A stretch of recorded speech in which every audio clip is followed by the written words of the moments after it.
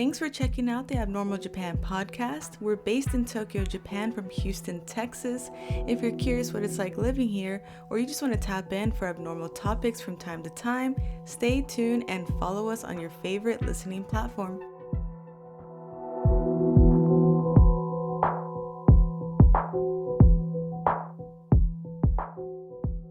Hey everyone, I'm your host Bree. Welcome to season 3. I hope you all enjoyed the last season.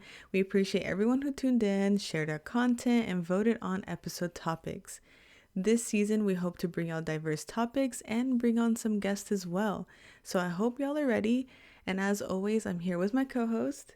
Hey, I'm here with my co-host, my dear. We're on season 3. Yeah. Let's go. Okay, I'm hyped. If this is your first episode, what's up? My name is Ashish. I was about to say, what's your name? My name is Ashish, Hype Master Official of the Abnormal Japan show. If this is your first episode, welcome. We have plenty of content, so check out our other 2 seasons. And let's get on with it. So some quick updates. We also added our podcast to more listening platforms such as Google Podcasts, SoundCloud, Stitcher, and Radio Public. And if we're still missing out on some of them, just let us know and we can just add ourselves to it. Yes. And then we also changed our podcast thumbnail, so let us know if you like it. I really like it. I think it's pretty cool. Yeah, cool. Yeah, we've just been playing around with it. We don't pay anyone to make our art. We do it all in-house. So it's a learning process. It is fun, but it is a lot of work. So let us know if y'all appreciate it. I really love hearing back from everybody who's like, oh, wow, I checked out the episode. So, that's cool. It's been really cool. I'm like, wow, people are actually responding and letting us know what their favorite episode is and that it was very helpful or it gets them through their day. And I'm like, that's exactly how I feel when I listen to other podcasts. So I'm glad we can give that to y'all. For sure. Yeah. So if you want to support via donations, the link will be in the show notes. Thanks in advance. All right, so for this episode, Ashish will be leading this convo today. Yeah. So let's get started. What you got?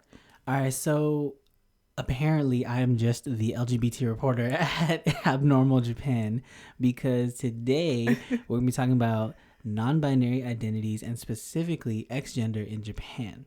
So since October is LGBT plus History Month, I just want to highlight, interesting things that I've found out in my LGBT research about, the specific non-binary culture of Japan and X-gender people. So, yeah. I'm ready. Let's go. All right. So, we're going to stop off. Yeah. All right. Episode's done. Goodbye, everyone. Bye. No, okay. Sorry. We're going to start with some quick definitions. Now, okay. Real quick disclaimer, season 1, episode 7 and 8, we did a whole primer on gender and sexuality. So if y'all want a quick rundown, it's quite long. We talk about our experiences and stuff too. Go check it out. But for this episode, we're going to go over 3, main vocabulary words that's going to be popping up a lot. Number 1, gender identity. So gender identity is our internal experience and naming of our own gender for everybody. It can correspond to or differ to the sex we were assigned at birth. So, at birth, if you have a hospital birth, I'm assuming, you get a gender and you get a sex.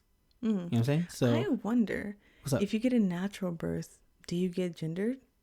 I think you still have to fill it out for birth certificates. Oh, okay. I was like, because you said hospital birth, and I was like, wait a second. Right. It was a thought that I just had too. So, for birth certificates, basically. Okay. So, gender identity is how you feel. Even if you don't think about it, everybody has one, even if it's not consciously at the front of your mind. So, that's gender identity, right? How you feel, right? Your name, not your name, but your name of your gender identity. That's what it is. Okay. Then, number 2, gender binary. Gender binary is the classification of gender into 2 distinct, opposite, and disconnected forms of masculine and feminine. So that can be by social system or cultural belief, right? So binary means 2, like computer code 0, 1, right? So basically, this is 2 sides of a coin, right? You got the heads and tails, left, right, man, woman, mask, femme, male, female, disjointed 2 sides, right? But the world isn't as black and white as we would say, or as we would make it seem to be. True. Right. I mean, I think that goes with a lot of things. And I think a lot of the past has been like trying to reinforce black and white thinking. But the more we try to like stick to that, the more issues kind of appear, and we, I don't know, like make certain communities invisible. And I True. think that's kind of the purpose of the whole like binary culture. And as I talk to more people, I see the intersections of people and the spectrums of identities. And I'm like, so these actually exist. So what's the problem? Right. And whether or not you fall into these intersections, I feel like it's important to have awareness and education about them because, they're more or less erased. Like, there's a lot of stuff that goes on where we'll get into that when in this episode, actually. And so, yeah, gender binary. Then number 3, we talked about binary. So we're talking about non-binary. This is just one term that people use to describe genders that don't fall into the gender binary. So binary is like a coin, right? You got 2 sides and you fall one side or the other, right? So non-binary is kind of like a graph. You know those graphs with the 4 quadrants, and it's like where you kind of fall into it, right? You get more options, more spectrums, more expressions, more opinions, all that. So gender identity, binary, and non-binary. Those are 3, big definitions that we're going to cover today. Yeah, and that makes sense because like even people who are cisgender and people who like believe in the binary and that's it, even people in those categories like man, woman, sometimes there's like more masculine type women and that's seen as like still okay.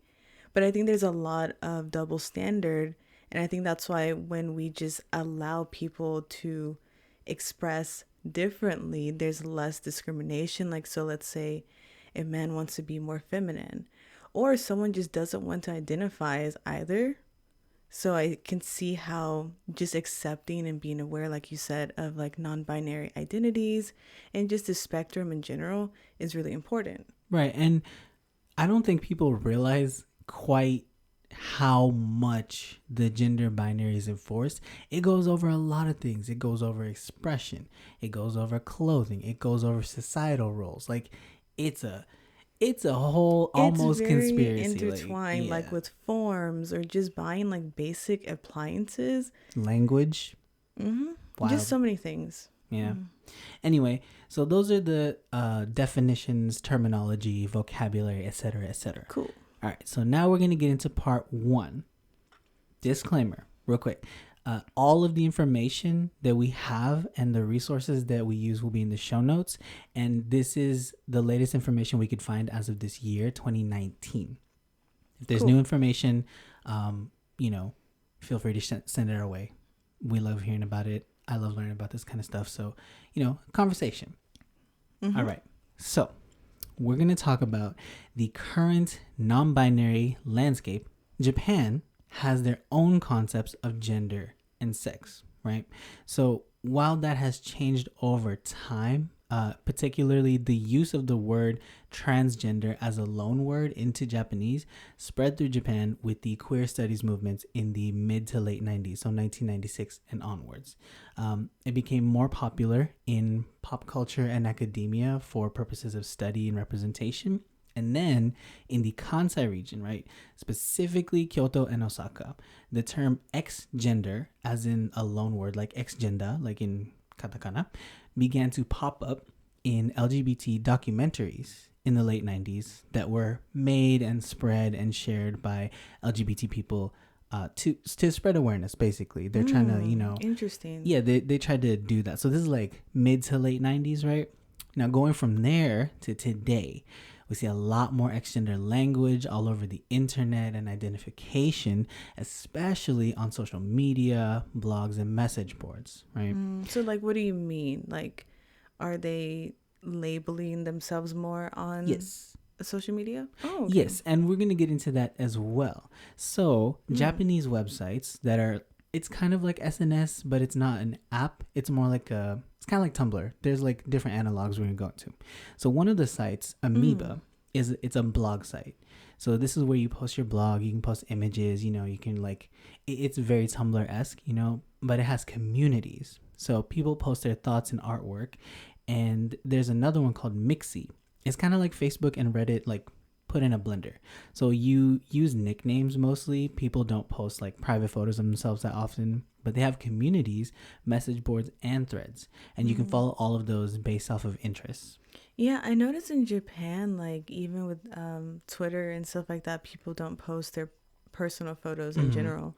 Yeah, the internet is kind of scary out here. I'm just saying. Yeah, like Japanese Twitter is brutal. Yeah. So I can see why they don't want to out themselves, especially Right. if you're trying to be more expressive in such a like conservative country. Yeah. It's just I can see it for safety, but that's kind of cool. So Mixi is a mix of Facebook and Reddit. Yeah, so like Nice. you kind of tailor your website experience to the groups that you follow. So you can like join different communities and message boards. It's kind of like Facebook because it's personal and you can post updates and stuff, but it's also like Reddit where you follow like different like threads. You know what I'm saying? Nice. Yeah. And then Amoeba is a blog site. Basically you just post pictures or write blogs or whatever. It's kind of like that. Cool. All right. So now we're going to talk about some stuff. How do you feel about like the information and the communities in Japan? Like going from the documentaries to the social media, how do you feel like queer people in Japan have kind of used the tools of the time to, spread the word and like spread awareness and like stuff like that? What are your thoughts? So I'm not too aware of the documentaries that are out there, but the fact that there's more being made, I think that shows that there's more visibility, especially with the recent prides in Japan, especially I think in Tokyo. I don't know if they have the pride anywhere else in Japan. Don't know. That'd be interesting. They might have like local ones, but just seeing that and also seeing we saw like non-binary flags in Japan. Yeah, they were flying everywhere. And agender flags and also asexual flags. We saw so many of like what we're talking about today. So I think people are feeling more comfortable with grouping together and then coming into public. Because I know in Japanese culture, from what I can tell, is that like if you have a group of friends, then like you feel stronger in that identity in public. So when we went to Pride, it was just like a ton of people with like gender queer flags and like agender flags and non-binary flags, and I was like, wow, that's so cool. And those kind of sites probably helped. Yeah, it was very expressive, which was something that struck me as not odd but unique. Like if you're not a member of the LGBT community and you're just driving through town and you see a pride parade, I'm sure everybody has a general idea of general gayness.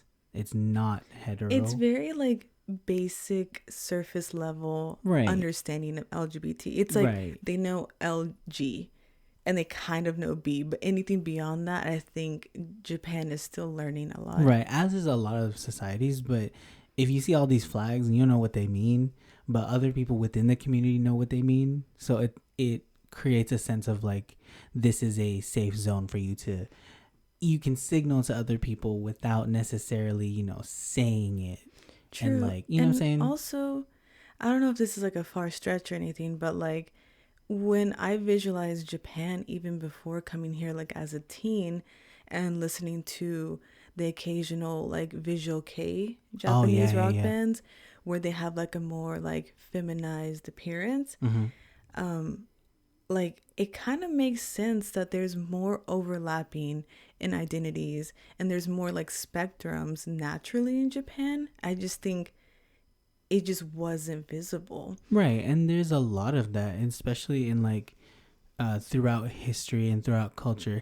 I will say just, it's not always been positive, like True. I want to make this very clear. A lot of people tend to talk about the long history of the presence of LGBT behaviors in humanity, but also, you want to sweep other stuff under the rug about how a lot of it was predatory. So, we're going to talk about that. True. There's definitely a dark side to LGBT plus history. Right. And I feel like a lot of modern, LGBT thought and discourse is doing a lot to spread awareness of both the good and the bad and trying to like make it better for future generations of LGBT children and youth and all this other things. And like we talked about in episode 7 and 8 in season 1, we talked about how some schools are recognizing different identities and allowing different, like, their children to dress in the clothing they prefer. Yeah, there's some new updates on schooling where they're more free with the uniform, something like that. Yeah. Mm-hmm. So like what you asked, I do think the information in communities is spreading and it's becoming more visible. Mm-hmm. You know, like, I'm not actively looking up how that is in Japan, right? But the fact that I can see it, even though I'm not searching it, shows that it's becoming more visible, right? And I think that's important, because the first step of change is acknowledging that there is something that needs to be changed. So, you know, visibility is great. All right. So now we're going to talk about non-binary identities specific to Japan. And we're specifically talking about X gender. So X gender is a term unique to Japan and Japanese queer identity. This goes for a lot of non-Western based queer identities. Each, I guess, culture in the world, and culture can be broken down into various different, like, substrata. I would say culture is like an accumulation of various things, right? So every culture in the world has their own kind of version of queerness, of the spectrum of LGBT, whatever. And, like, the language used. Right, especially including language. So I wanted to talk about, you know, creating this global language, this global queer language, global queer identity system that's based mainly off of English. You know, are we erasing or negating other cultural expressions? Because I feel like somebody said, you know, I forget who, but they mentioned how, you know, the English Empire may have crumbled, but their effects still last because English is the global language now. You know what I'm saying? So, like, in a way, by creating a global queer language based off of English, are we essentially colonizing queerness in different areas? I think it does erase a lot of queer language in non-Western countries for sure. So, like, even when I was reading some of the things, like the different usages of non-binary in Japan, I noticed, like, comments like, oh, why is X gender such a umbrella term?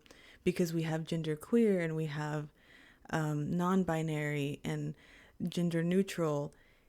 But I think what people fail to understand is that, like, countries in different languages are still free to choose their own verbiage, you know. And I think when we push our own words onto other cultures, like, yeah, we may have, like, a lot of different terms in English, but maybe someone else's language, they're just starting, or this term makes more sense in their language, or it makes more sense to them as a person. I do think English has a way of controlling queer language for sure.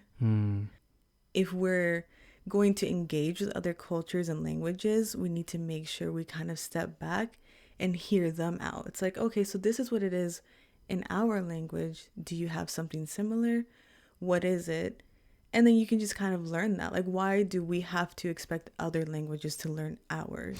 Right. And that's something I want to touch on more as we go on in the future, is that I feel like when we talk about equality, a lot of people think sameness, and I don't want that to be the case. I think equality can mean, you know, still acknowledging our differences. I think you brought it up, the Audre Lorde quote is like, you know, we need to really highlight our differences. That's what makes us special, you know, but still get the same treatment. Yeah, we don't have to become the same person. Right. That shouldn't be the goal for anything when it comes to culture, language, identity. I think the more differences we allow, we can appreciate those and uplift those instead of trying to have a universal code, right? Like human code. And for people who think that's very serious, let me put it like this, right? We were on YouTube the other day, and all right, there's a thing that I make. They're called paratas, right? Paratas. Say it with me. Paratas. All right. These are dough filled with fillings. And when I tried to Google it to explain this to somebody, it said, oh, an Indian flatbread. I'm like, it's not a flatbread. It's not a flatbread. Yeah. It's a parata. Just say parata. And remember, you on YouTube, you saw pupusas. What they call it? they called it corn fritters, and I was offended. I was like, that is not a corn fritter. But like what we're saying is that like cultures have their own terms, and instead of just learning pupusa or pratas, like we're like, oh no, flatbread and corn fritter. It's like, why do we have to have English as the base understanding of everything? And another thing, this also kills languages, because languages involve other words and then they grow. Oh my god. Oh my gosh. Anyway, there's a really cute comic that we'll link in the show notes. It comes from a Japanese person on their Amoeba blog, and they go on to talk about how X gender in Japan is very similar to non-binary as a general term. So it's not a one-to-one, but it's similar enough to where it can serve as a translation, right? Mm-hmm. They also mention how people who identify that will sometimes include their, I guess, assigned sex at birth. So they will mention that they're MTX, FTX, or even XTX, and they'll fly the non-binary flag, for ease of communication.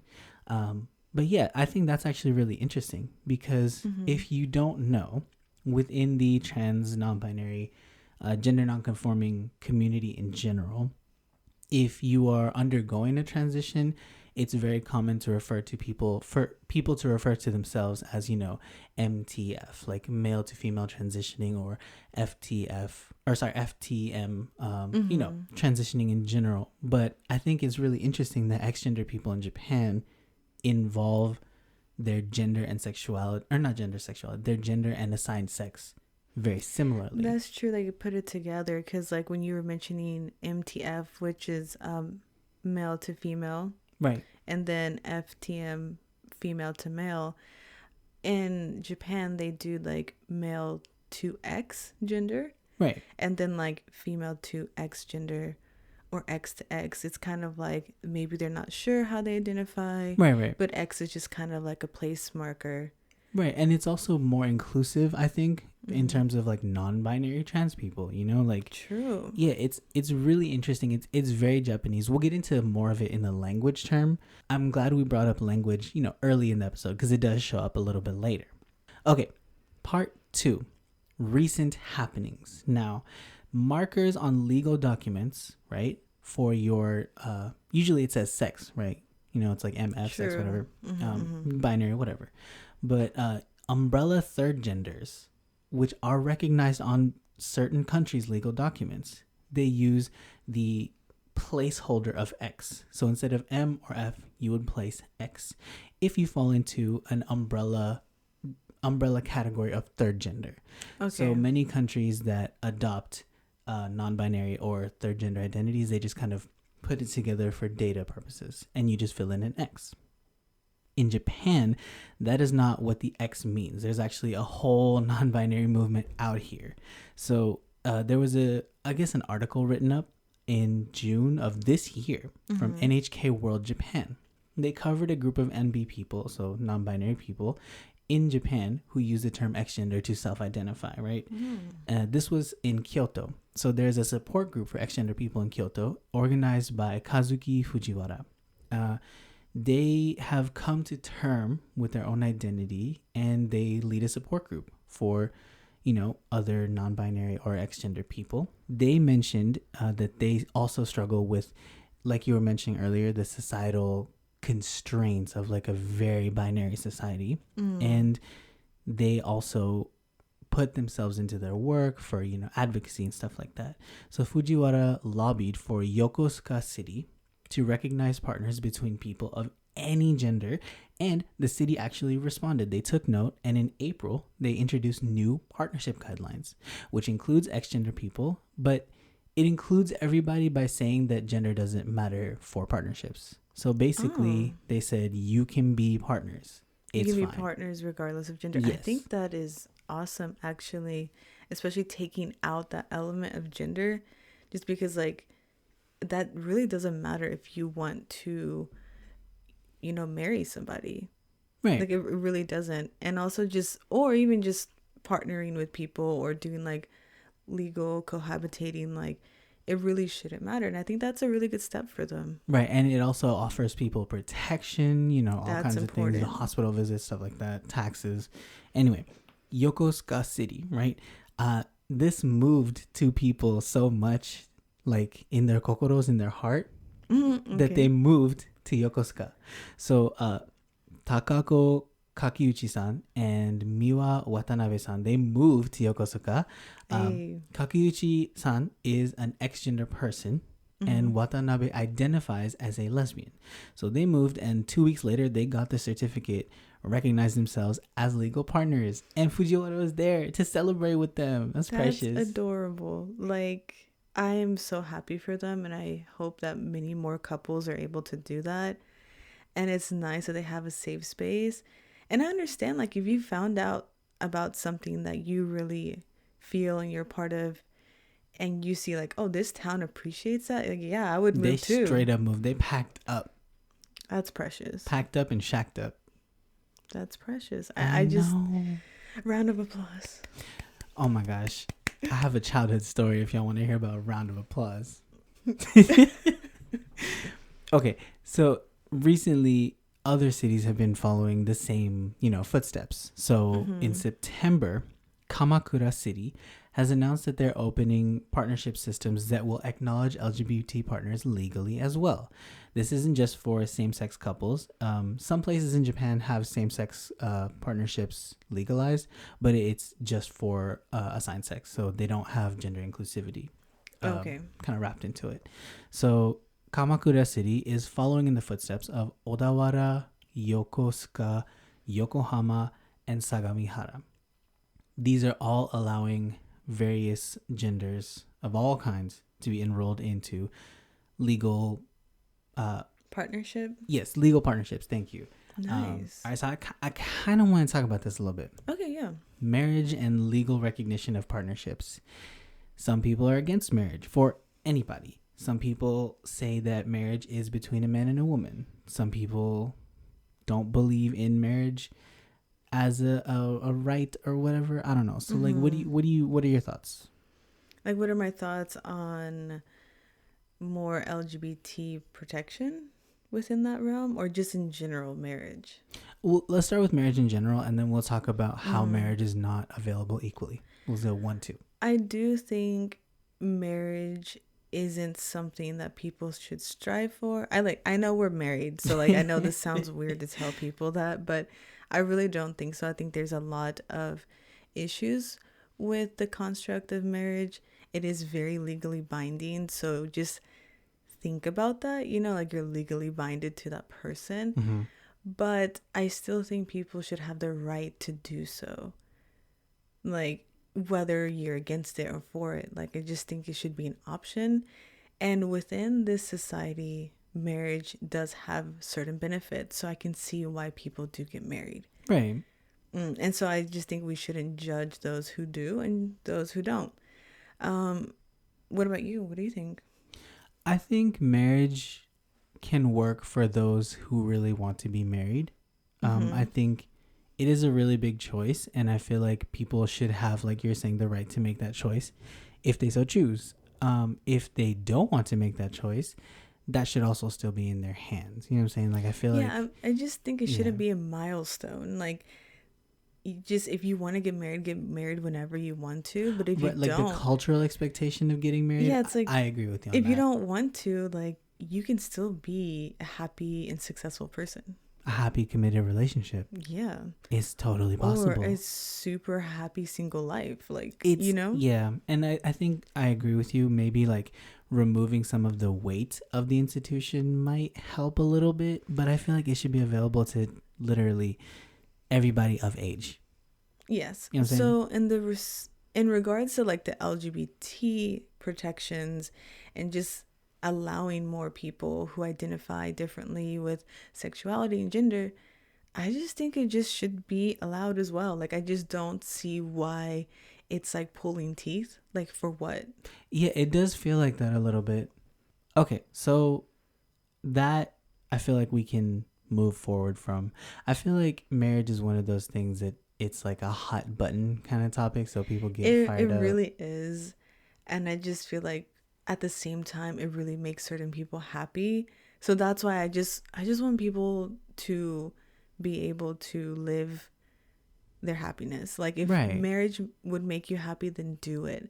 I just think it's weird when people try to gatekeep marriage. It's like you're not like the all sayer of what people can do. Right. And there's also the whole thing of like the sanctity or validity of marriage. Like if other people get married, that doesn't reduce the value of your marriage. Yeah. I mean, and like the arguments, and this is like the last point. right. On Go this, ahead. but the arguments as to why people don't want people in the LGBT plus community to get married is the whole like, oh, they can't have kids or they can't reproduce. It's like you can tell how, I don't know, backwards their thinking is just with those statements. Like you can tell that they literally don't know what they're talking about. It's true, because many cisgender people, many straight people, they're infertile. Yeah. They may not want to have children. And then a lot of people who are LGBT plus are fertile, and they can get surrogate parents. They can get,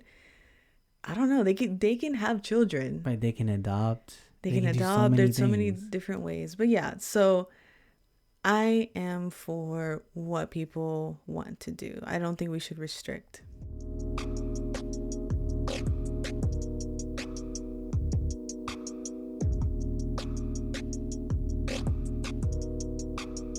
Part 3. Part tres. Part Ay. san. Part san. San. Right.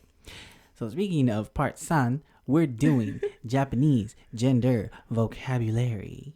All right. So on the Tumblr blog from Queer as Cat, I was able to find some translations of ways to identify as non-binary in Japanese. Their blog is very helpful and has the Japanese text, the Romaji Romanized pronunciation, and English translations of the example sentences. So we're going to go over a couple of words in Japanese. Okay. Yeah, that'll be helpful. Mm-hmm. Yeah. And the link again to the blog is in the show notes, so go check it out for sure. Yes. It's very helpful. All right. So basic non-binary vocabulary from the Queer as Cat blog. And 2B. So 2A is say. Say. Yeah. So like say. What's up? Say. So that's just a kanji for gender. Yes, that's the character. Then so if you see say it and like other stuff, it's an indicator of sex or gender. So like you'd see this one probably on like legal documents. Yes. So if it's asking you for your sex, for your gender, you would see this kanji. Okay. Then number 2B is seibutsu. Right. So seibutsu is actually like gender. But sei and seibutsu are interchangeable. So in Japanese, there isn't like an ideological difference between gender and sex. So there's two ways of expressing it. So what's the difference between sei and seibutsu? So from my understanding, sei is the kanji character indicating sex or gender. So you can use it to ask like on forms. I guess it's easier to put one kanji than it is to put a couple. Oh, okay. Right. And then seibutsu is like, I guess, if you're trying to clarify something like identity or so more on the gender realm versus the sex realm. Oh, okay. And they're used interchangeably, so it really depends. We'll get into the that's kind of problematic too, because it's like we should really stop conflating gender and sex together. Exactly. So again, gender is different from assigned sex. I'm just gonna put that out there. Anyway, so that's 1, 2, and 2B, right? 2A and 2B. Now, if you are male, right? Masculine, man, male, right? Oh, so this is like sex and gender? Yes, because again, Japanese, right? Oh. So dansei. Dansei. Right? And this means male or boy, something like that, right? So like if you are talking about, say I'm talking about a group of boy students, I would be like, oh, danshi, like danshitachi, like it's male student, right? Or dansei, I don't know what the stand. Something like that, something, yeah. So dansei is male, masculine, boy, right? So for female, feminine woman, right? That would be josei. Josei, I've heard that. Exactly. So dansei, josei. Now, when we get into like the queer spectrum, right? Musei. From my knowledge of, I'm very limited, mu means like lack of, or like negation or abyss kind of vibes. So this is actually the term for genderless or agender. It could also mean, and this is again is problematic, it can also refer to sexuality. So you can be asexual. Like asexuality. Right. I did notice that, and I think you're going to bring it up later with like bigender can also be used for bisexuality. Yes. So yeah, I can see how that can get a little confusing. All right, what's next? All right, X gender. So non-binary. Non-binary. Yeah. So that's like the umbrella. Yes. Of non-binary identities. Okay. Yeah, and you can identify as muse or the other ones we're about to go into. So this is like gender neutral or androgynous kind of. This is choose. Yeah. So choose is like it has characteristics of both masculine and feminine. So it's like androgynous. Yeah. Like a blend in between-ish neutral way of being. Okay. Yeah. Ryosei is bigender or otherwise. Yeah. So ryo means both-ish. So it can mean like this and that. So like ryoho is like both of these things. And like all the suffixes say is the kanji for gender. Yes. Okay. Exactly. So like ryo is like both-ish and then say gender. Cool. Yeah. Okay. That or makes sexuality. sense. And then we have futesei. This one, I don't know if I'm pronouncing it right. Futesei is like, it's very like flowy. So that kind of translates to gender fluid. Okay. Right. So I think that's really cool that even though X gender is used as an umbrella term, but that there's still words for intersections. Yes. Yeah. So that's really cool. So we can kind of go over it again. So genderless is just not identifying with any of the genders. Right. So agender, basically. Agender. Non-binary is just not confined by gender binary. Yes. And then gender neutral is kind of in the middle, androgynous. Right. And then bigender is that you identify as both. Yeah. Or like you can fluctuate between one or the other. It's kind of like bisexuality. It's like 2+. 2+. Okay. 2+. So you can be like, oh, okay, I can see that. Yeah. And then gender fluid is just kind of it changes depending on a fluid you. expression of anything. So these are the different categories that people will refer to themselves as within the gender spectrum, you know, the seis, right? So in Japanese, sei, like we mentioned, can be used for assigned sex, for sexuality, or for your gender. So it's a whole wiggle waggle mishmash thing. Wiggle waggle. Right. But there's something in there that I want to talk about. Now, language is very gendered, you know. We have English, we have Spanish, we have French, we have Italian, we have Japanese, we have Hindi, Telugu, all these languages, right? And they have very gendered expressions. I think it's an ideological thing of how people see the world, and, you know, it's reflected on themselves and others. So I'm curious, what are your thoughts on gendered language and also gender neutral language? Like, what's going on? Well, a lot of my life, especially with speaking Spanish and just English in general, it's been very gendered, especially in Spanish. Like if anyone is learning Spanish or is a Spanish speaker, you notice everything is either masculine or feminine. And I don't know, that can kind of, I guess, disrupt progression in making it gender neutral. Because I know people are trying to neutralize language, and some people get really upset about this, like, why change it? But it's just like, just to help other people who want to identify differently. And also, I mean, it's kind of random what things are gendered. Like in English, apparently boats are always she. That is disturbing. Like you can, every time I hear it, I'm just like, you why? can name a boat Lucy, but you can't respect the trans person. Like what? Yeah, I don't get it. What? I don't get it. That's kind of, I don't know. But I agree with you. Gendered language is kind of strange. Maybe this is just my, like, you know, gender fluidity rearing its head like all through my life. But like I can speak, give or take, 5 languages, varying levels of fluency. But when I'm learning the languages, it's always hard for me to remember pronouns or like word endings in particular. Oh, okay. So like I'll refer to myself. I did a whole rap song in like 5 different languages talking about that. And like I use both versions of the binary language to express my thoughts in that song. But like that's never mattered to me because it's never, in my mind, it's never had any like different connotations. I'm like, oh, this is a way to talk about yourself or express a word.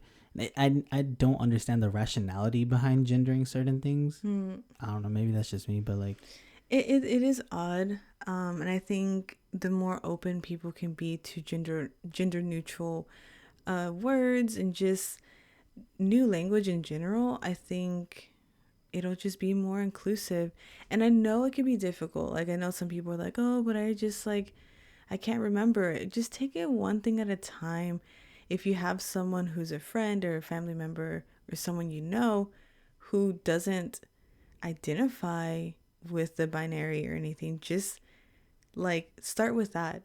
That's true. And it takes practice, and it's not gonna hurt you. That's my biggest thing. It's like, what damage does it do to you by using a gender neutral word? You don't understand. It feels like somebody's stabbing me in the kidney. It feels painful, Brie. I have to do something. I have to change. That's literally how it sounds like. And as a cisgender person, so a person who aligns with their assigned sex, it's not that hard. And I do pressure other cis people to be more gender neutral. Like, and sometimes you don't even have to know anybody. Just start referring to people with their names instead of she, him. Like, just don't even do that. Just don't assume someone's gender. Just say, oh, that person's name. Or just say they. If you're just like, you don't know who they are. And then most people, if they identify as something different, they may tell you. And if they don't, just don't assume. That's like the biggest thing.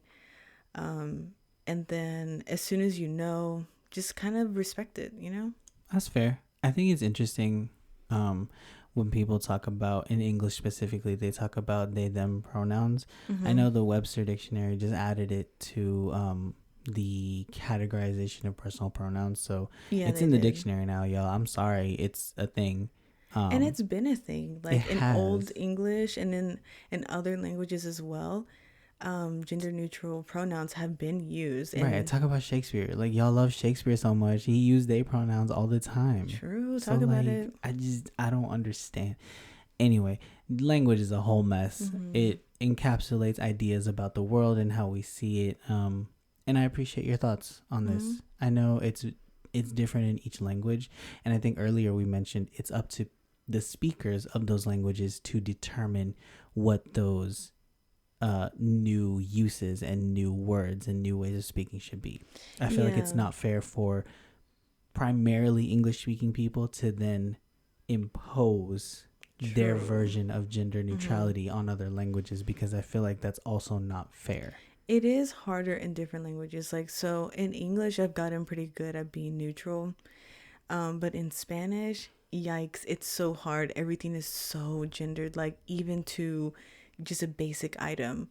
So I'm working on that, and there's not much information. So if anyone is Latinx out there and they know more gender neutral language, share it if you want to. Yeah, like, where are these conversations happening? Let us know so we can be a part of them, because hey, we're trying to make the world a better place. All right. Speaking of making the world a better place, more inclusive stuff, we're going to talk about legal struggles of non-binary gender identity people. So this is part 4. All right. Real quick, content warning for harassment in airports for trans people. Check the time code so you can skip ahead. I know a lot of people, especially, non-binary, transgender, non-conforming people, have legit horror stories of airport stuff. So check the time codes, skip ahead if you need to. But we're going to go into that a little bit, not too much, just letting y'all know. Nothing graphic, just to mention. And we just want to and everybody's situation is different. So again, time codes, we're going into it. Okay. In February of this year, 2019, Gemma Hickey, a Canadian gender-neutral activist, entered Japan with a gender-neutral passport. So they didn't have their say. They didn't have it on there. They didn't have it. It was gender-neutral. They came to Japan to air their documentary. They did a documentary about their life. And cool. Their pronouns are they, as you can tell, using them. But they came to show solidarity with the Japanese LGBT community here. Right. Gemma is 42 years old, and they entered Japan with a gender-neutral passport, like I was saying. So their marker has an X on it instead of M and F. So they came through the airport with the passport that was like, hey, boom, like, I may not fit what you want. Is right here. What'd you expect? So how do they react? I don't know. They mentioned how, well, in the article I read, they mentioned how, their passport has made it much easier for them to go through airports, because then the people see it and they're like, oh, okay, cool. Whatever. Oh, okay. So like, because it's already on there, they're just like, okay, well, it's been like approved legally, so just move on. Yes. But I guess if you have to explain it there, I can see how that's like. Right. And they have mentioned how having the X on their passport has further, I guess, destigmatized their presentation for a lot of people, because, and this is where that, whole content warning thing comes in, for trans and non-binary, gender non-conforming peoples in general, if your presentation does not match what is on your what's it called, your marker, your sex marker, there's a high likelihood of getting stopped, rescanned, harassed. True. And also there is binary settings on the machine. So this happens to cis people all the time too. Like if you're kind of feminine as a masculine male person and they accidentally hit the feminine thing, they got to rescan you again. They got the male female button. It's a binary. Or if you have like short boyish hair, quote unquote, and you identify as a woman, they're like, oh, we thought you were a dude. It's like, so even cisgendered people get misgendered, and I can only see how much more trouble and just traumatizing it is for gender neutral people. If you want to hear stories about this, people do talk about it on Twitter, on blogs. It's some really rough shit. Like I just had like a mini flashback to when we were in India, and like we had to separate into different lines. So like all the women had to get scanned and checked in one line, and then all the men had to be scanned and checked in another line. It's like, okay, now with this information, where do people who don't identify as either go? Yes, and this also counts for third gender people who are legally recognized within India. So I guess they just have to get a quote unquote special screening, and they just get pulled out of line, which that's again, it's targeted. It's not. That can be humiliating and targeting, because if some other people don't like that, they can see you. They're like, oh, it's a spotlight, basically. Yeah. So Gemma has an X on their sex marker on their legal document. They're actually one of the few people who has one. So they came to Japan to screen their documentary and spread awareness of non-binary gender identities with a legal document that recognizes and validates legally their non-binary gender identity. They have also mentioned how it has saved them a lot of hassle in airports. You flash it, they're like, oh, okay, we're good, right? And this, again, is not common, right? So globally, non-binary genders are gaining recognition as acceptance, as well as umbrella categories of trans and intersex peoples. In Japan, Mika Yakushi, who represents Rebit, a nonprofit organization that studies LGBT issues at the local municipal area, they've recognized that same-sex marriages are getting closer to being passed, like in different cities and stuff like that, how we mentioned earlier. But gender issues are still off a bit in the future, but in forms, like in the other cities we mentioned, they're removing the gender questions. Okay, so they're just like, it's not necessary. Right. So what are your thoughts on this, about the legal documentation of non-binary genders? I know we talked about it a little bit with, the spotlight and the harassment and stuff like that, but, what do you think? I just think how you identify does not need to be put on those things, because from what I have learned from people who speak about this, you can't see gender. So why are we making it such a huge deal on legal forms, you know? So I do think if we're going to have those markers on legal forms, there needs to be more options, or at least a custom so that you can put your own. Because I know some people are like, oh, so what are we going to have? Like so many different types. It's like, yeah, or just let people say what they want. Just have like a blank, right, like a custom blank. And that's kind of why they have the X as a placeholder for non-binary gender identities, and it's kind of like an umbrella. That's pretty simple, but I do know some people may not want that. So I think kind of like I guess M, F, X, and then custom. Right, and I feel like you can still just add the categories. Like, I know True. there's a very common meme in the the T part of the LGBT community where it's all the trans and gender non-binary, all of us, Anytime y'all complain about the number of genders there are, we just add more. That's what we do. Yeah. Here's another 50. Get used to it. Like it's just, I don't know. There are ways to combat this with encoding, and when iPhones have more power than a computer did in the 70s, we'll be all right. We can just add more categories. It's fine. That's how I feel. I am kind of on the team of either just get rid of that requirement on documents or just have more options on those documents, and let's stop the binary lines at airports. Like, that needs to stop. Yes. People have mentioned that it is for protection of the flights, for the passengers. There's a lot of travelers' rights cases that are being going on right now, because basically when you go into an airport, there's not a lot of protection for you as a passenger for your rights or for your stuff in general. So I think what they're talking about is like who is going to be scanning you, or if you have to be patted down.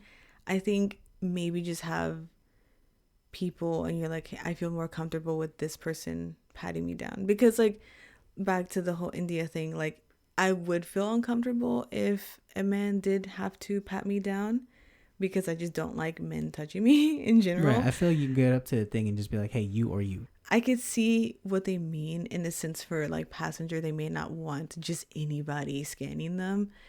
I don't know. I think there's a lot to go on, and I think just starting these kind of conversations is going to get us somewhere. Right, because again, we don't have the answers, but lead us to the conversation, y'all. All right, legal recognitions, part 5. So, in terms of legal recognitions for trans, non-binary, gender non-conforming, intersex people, there's different protections all around the world. Different levels of safety, and the laws aren't always equally applied. But here are some culturally significant legal recognized third genders. And third genders, again, usually encompass trans, non-binary, gender non-conforming peoples, and intersex peoples. So Gotcha. It is it's a catch-all umbrella phrase for documents and stuff like that. We're going to go through these pretty quickly, and we're going to talk about culturally significant ones. All right. Okay. So Argentina, right? South America. 2012, the then president, Cristina Fernandez de Kirchner, they passed the ley. Oh my God. I had a Lay's chip now. They passed the ley. Pásale. Pásale. Okay, so they passed a law? Yeah, they passed a law. I'm sorry. Ley de Identidad de Género, right? So gender identity law. Look at you in that Spanish. I'm trying. But this allows trans people to identify with their chosen gender on documents. No hormone therapy, no reassignment surgery, no counseling. What do you want? All right, you got it. This is in 2012. So in 2019, trans activist Lara Maria Bertolini was allowed to change her sex to transfeminine, right? So the transfeminine non-binary label of feminidad travesti. So the travesti movement is a trans movement in Argentina. It is a culturally significant movement. So they were able to identify as, feminidad travesti in 2019. Okay. So a lot of activists were saying like, hey, this is a really big step. All right. Australia, as of 2003, and I believe this is one of the earliest, things that happen. Australians can choose X as their gender or sex. That's pretty early. Yeah. And I believe this goes like for all legal documents like driver's license, you can get a birth certificate, all that. And then 2019, Tasmania, which I believe is a province. I don't know my geography that well. Tasmania. Let us know if you're from Australia. Yeah, for real. All right. Tasmania makes sex or gender identifiers on birth certificates optional. And you can choose to define like on your own for both sex and gender. A lot of people have like reservations about birth certificates and stuff, but I feel like it's a safe bet to go with the cis option and then talk to your kid, be like, hey, you got to tell me. You know what I'm saying? Like, Yeah, I think it could just be like assigned sex at birth if you want to go that way. But I like I said, it's very problematic because there are children who are born intersex. I just like I said, with that the whole legal documents, that's true. more options. Why does it just have to be male and female? Right. And again, Tasmania, it's optional and you can define, you know what I'm saying? So that's actually pretty useful. All right. Canada, 2019, non-binary people can apply for an X on their passports like Gemma did. Yeah. Oh, that's true. Yeah. They were from Canada. Yep. Iceland, June 2019, their parliament voted in a complete overwhelming 45-0 to implement self-determination gender change model laws. Basically, they're trying to model other countries like other European and South American countries. This includes a third X gender marker on official documents, effective next year, January 2020. Dang, right. So they all voted like yes. They're like, yeah, just get it done with. And they're just like, what's the problem here? Yeah. Okay, next up, India. Like we mentioned earlier, the Hijra community is super well known, and they're the most populous third sex type in the world. I believe the resource meant to say third gender. It's people. What is it called? The collaboration. Yeah, they mixed the two a lot. Oh, okay. Right. So I don't know if they meant sex or gender, but it said most populous third sex type in the world. Hijra people can be intersex, assigned male at birth, and femme presenting, or can identify as neither men or women. Right. So that's the community. 2005, there have been 3 passport options: male, female, and I don't know how to pronounce this word. I don't like it. I don't know what it is. It's called Unich. I'm just gonna call it the E word. I don't like that word because it has a very negative connotation. Yeah, to it's me. possibly like slur. So yeah, that's not. So as of 2005, 3 passport options. So it's something. It's not great, but it's something. It is something. Yeah. But for passports, which means travel access, right? 2009, voting rolls and voter ID cards. There's a new section for trans and other E-word peoples. E-people, yeah. Yes, the E-people. That still sounds bad. Oh my God. Anyway, 2014, in April, the Supreme Court recognizes trans people as a third gender and secures their position as a revered class. So that means they're a protected class of people. They're entitled to affirmative action in education and jobs as a human rights issue. So this is like, hey, this is a human right, civil right. Trans people are going to be protected under the law. Okay. Right. And for all of you people that are like, oh, this is weird, Sanskrit, one of the oldest languages in the world, 3 gender options for describing human beings. And all right. Sanskrit is an old language. It's old. It's old. Yeah. All right. New Zealand, the Department of Internal Affairs, they said a person can be recorded as indeterminate at the time of birth if they can't figure out the biological sex at the time. And they also mentioned there are a number of people that are already like this walking around in everyday society. So there you go. Passports from 2012 can have an X for the sex descriptor, and this is originally meant for people who are transitioning, but it can also be used if you're not. Okay. Yeah. So that is from 2012. So 2012 on, you can get an X on your passport. All right. And July 2015, a Statistics New Zealand introduced a new category for the stats called gender diverse, which falls under like 4 categories. So gender diverse, other, like not defined, MTF, male to female, FTM, right? And then gender diverse, otherwise. This is like an umbrella term. Yes. Again. So gender diverse. I like that. All right. Pakistan. Khwaja Sara or Khwaja Sira is a polite term for third gender people. I'm sure there are other ways of calling them, but this is the one I've found. So third gender has been chosen as an umbrella term on forms. Pakistan forms are mostly in English, so it just says third gender for people to identify as trans, femme presenting, or the E word. 2009, Supreme Court of Pakistan ordered a census of the Khwaja people. And then in December of that same year, they issued identity cards for that community. So like legal IDs. So that's good, because then they can be identified the way they want to, and it can also be legal protection. Yes, because this was an issue in India and in Pakistan within the brown community regions for a really long time. Like trans, gender nonconforming, non-binary people usually were like ousted from their house and kind of extradited from community. And they didn't have many legal protections, so giving them like a national ID as like saying, hey, you're a citizen, you have rights, big step. And this also proves that, you know, gender variance within the South Asian community happens. As a South Asian person, I'm like, I don't understand. What is this?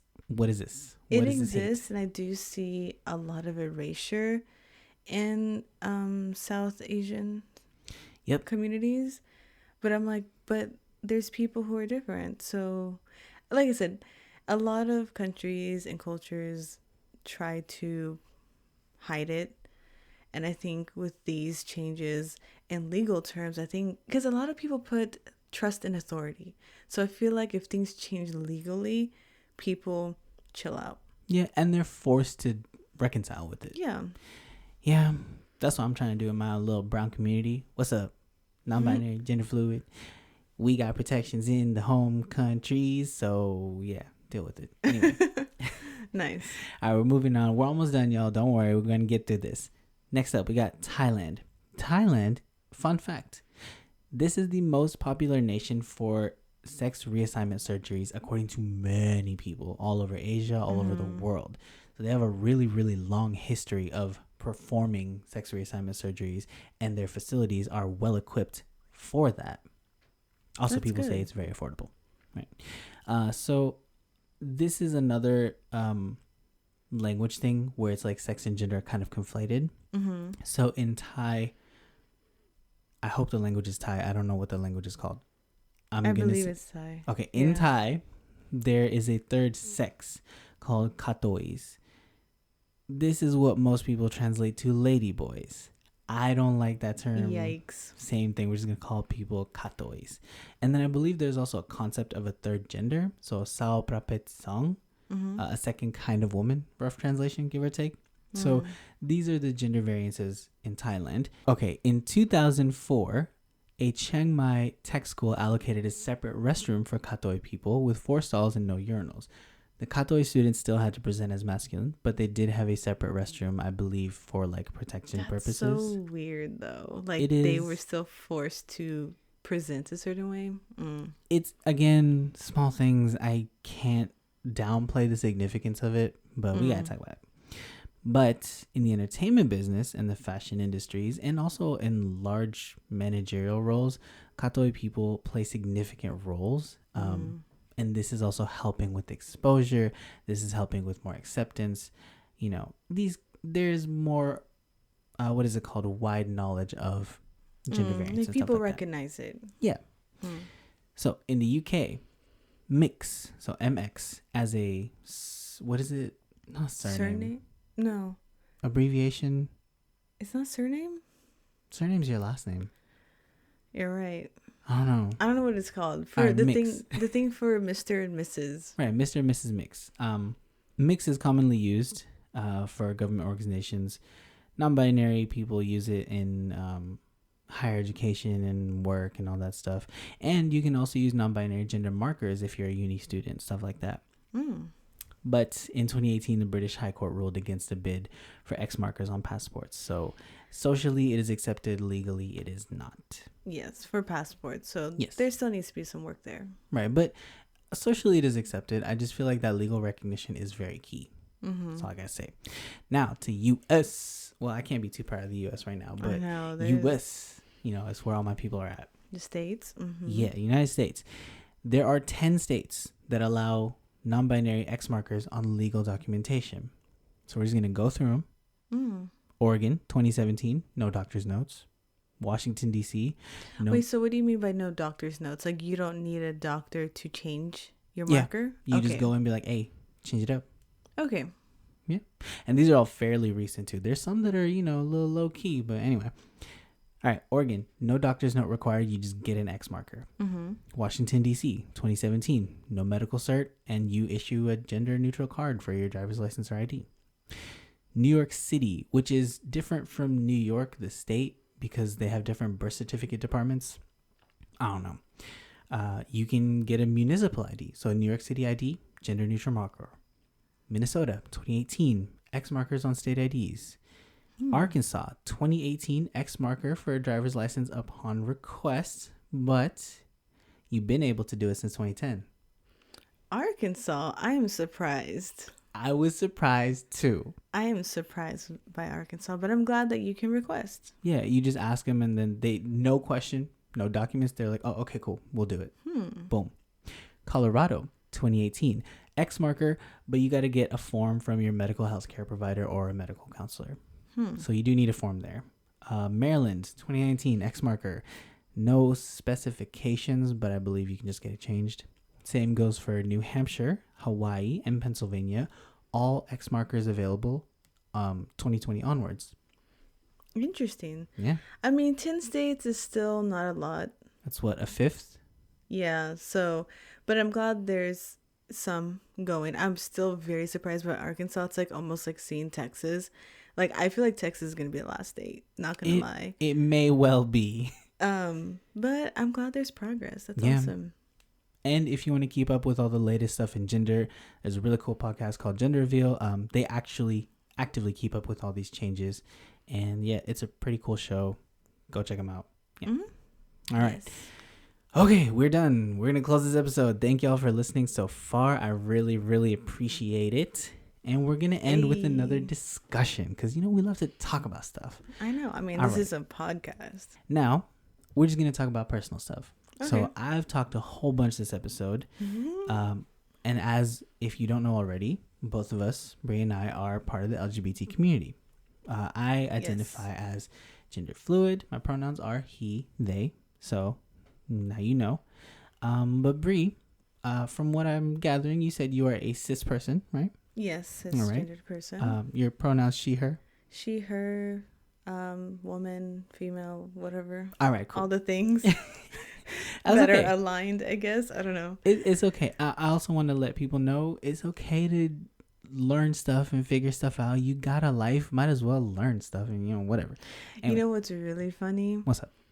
Is when you ask someone, not really ask them, but you're like, how do you feel about cisgendered people? And they're like, oh, I don't believe in cisgendered, but they're like cisgendered themselves. It's just like a super bigoted thing. And I think it's so funny because they assume that it's just something else. And I'm like, it's another one of the 50 genders that we've added. And I'm like, you're embarrassing yourself. Right. So again, as a cis person, you're still part of the LGBT community. With your whole intersections and all that. Mm-hmm. So how do you engage with like trans or non-binary or intersex, news and informations and happenings and stuff like that? Like, what's your take? How do you intake? How you feel? Hit me. Okay. You do the talking now because I'm the B in the LGBT plus. A.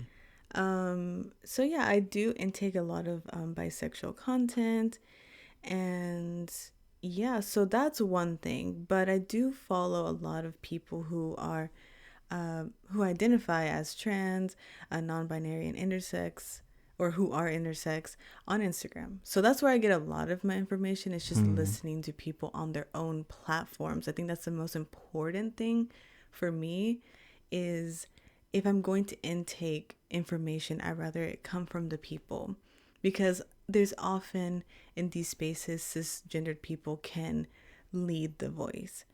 So that's not really helpful for me because it could be their perspective. So like if I led this episode, not as a non-binary person, I feel like I probably would have messed some things up no matter how much I research. And I think there's always that potential. And that's why I asked you like, hey, would you like to share this? And I had you lead it because you're non-binary, So Instagram is a main thing, and also just occasional articles shared by people on those platforms because some people do have their own blog sites. So I go in depth when I have time. And then just listening a lot. Because oftentimes when you're trying to learn something, it's so easy to kind of like, I don't know, get in the way and ask all these questions, and it can be a little intrusive. And I think if you just listen, you learn a lot. And yeah, just anything cis-centered in regards to non-binary identities, I don't listen to. I'm just like, nope. It's just like with Black issues, I don't listen to non-Black centered perspectives in that issue. So it's the same thing with gender, sexuality.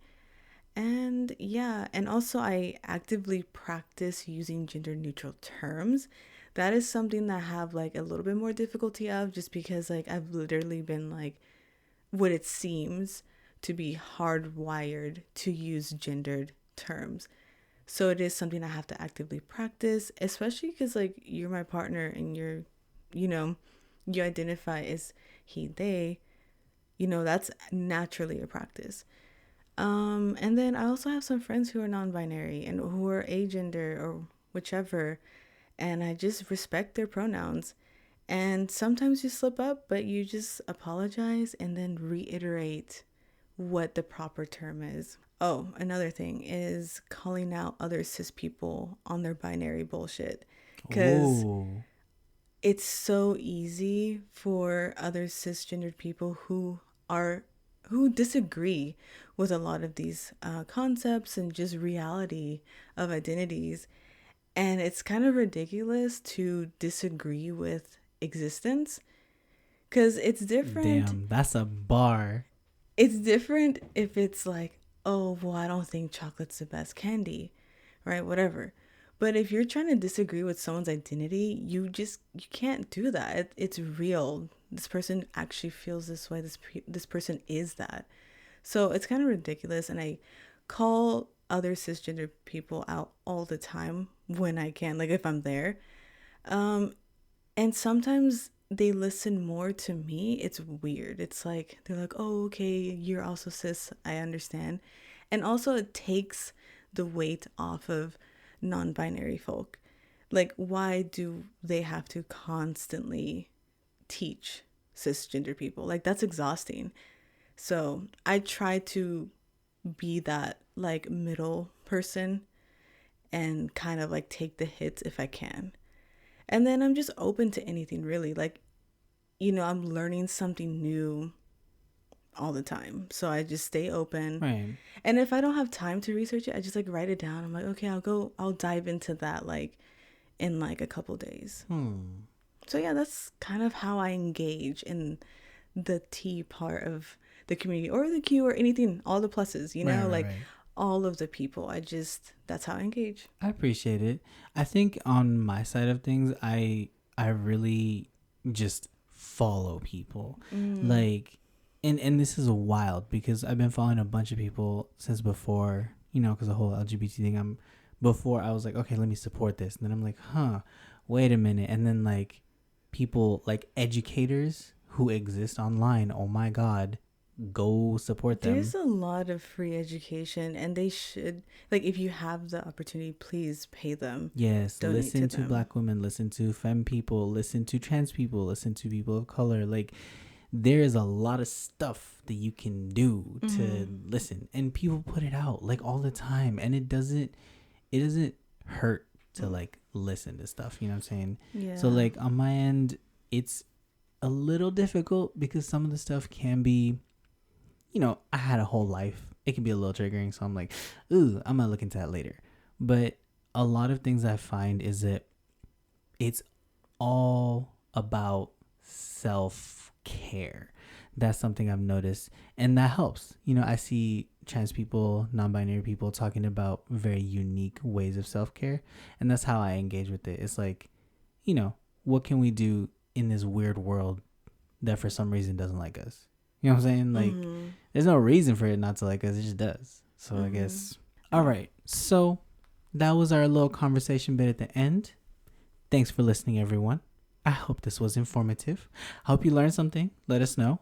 If you have anything to add to this conversation, we would love to hear it. So go ahead, comment on our episode 16 Instagram post.